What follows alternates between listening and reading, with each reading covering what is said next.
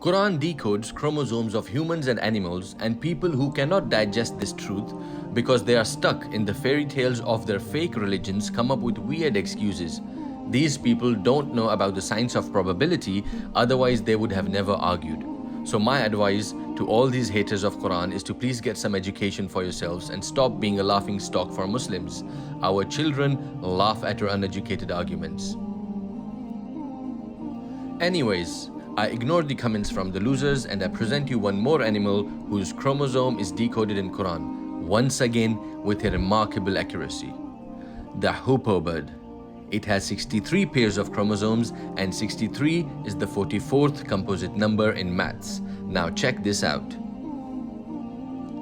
Hoopoe bird is mentioned in Surah 27 verse 20, and if you see on the screen, you will note that there are altogether 44 letters in this verse. And as mentioned earlier, 44th composite number is 63, just like the chromosome number of a hoopoe bird. So, read the Quran and get yourself educated, and if you cannot do that, then most welcome to be the laughing stock for our children in this day and age. Quran is an unseen message from our God to us. See it and try to understand it before it's too late.